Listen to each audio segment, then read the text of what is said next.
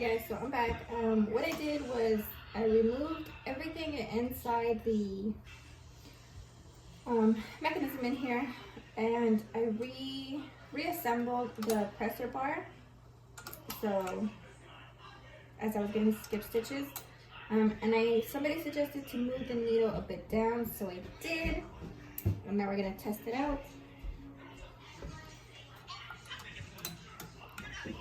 So let's see if it still does. I've been running it a few times and I've only gotten 1, 2, 3 skip stitches so far compared to how I was doing it before, and the fabric was bunching up. The fabric was bunching up before and doing a lot of skip stitches. It wasn't even going through 5 layers. But I think I'm getting really close to getting it perfect. So let's do a few tests. Oops.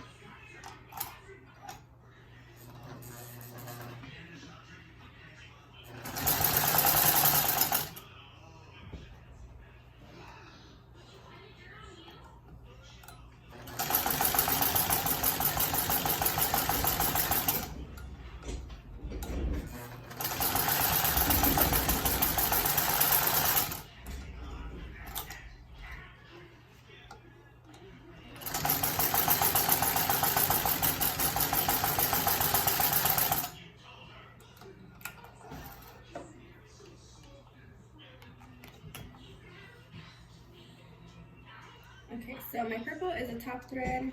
It's the new one that I've been using. And then blue in the bottom. And that looks good to me. It's just the skip stitches in the beginning where before I had raised my needle, I had 1, 2, 3 skip stitches there. And then, before I had lowered my needle. And then once I lowered the needle, for some reason I just stopped skipping stitches. I had reset the timing, the hook timing. I took everything apart, reassembled the presser bar, which would be this right here. Let's see if you can see it. There we go, this one. So I reassembled the presser bar, and like I said, retimed the hook, and I couldn't figure out what was going on, why I was skipping stitches. I tried different needles, and I was still skipping stitches, but so far so good. And the pressure on the presser bar is much better than what it was before. Because let me show you the before. It's really ruffling up, and it was too tight.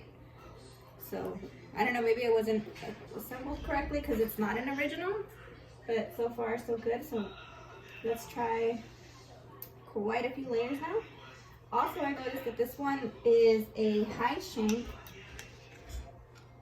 as it, the thumb screw is about 1 inch, and then when I measured for my 201, it's about 3/4 of an inch. So the height of the presser foot to the floor is about a 1/4 of an inch. No,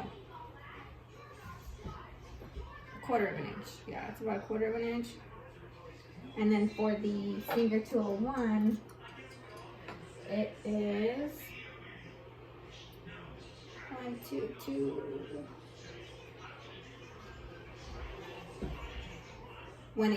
2/8 of an inch. So it's definitely got a little bit more height, therefore I could fit more fabric under here. And that's great because what I want to really use it for is bag making. So I definitely want it to go over many layers just fine.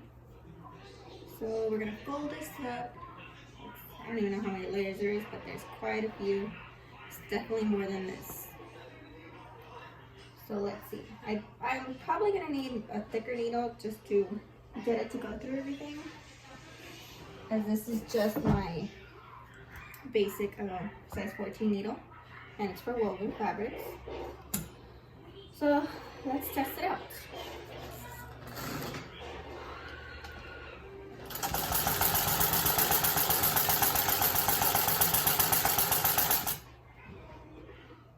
And I don't have a bed for this machine, so I'm just kind of balancing it over some little blocks that I have.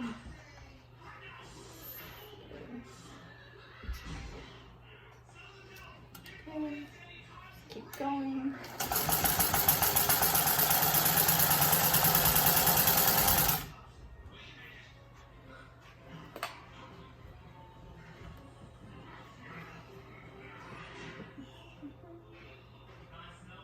That's definitely looking a lot better. Just keep going because the stitches are so, skip stitches are so random, so I just want to do quite a few tests.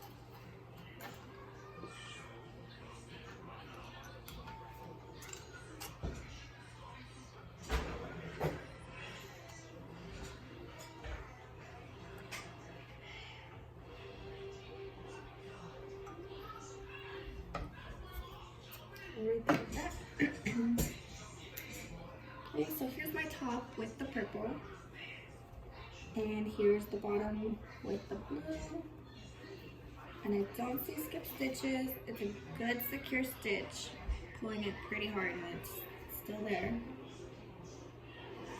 So that looks good.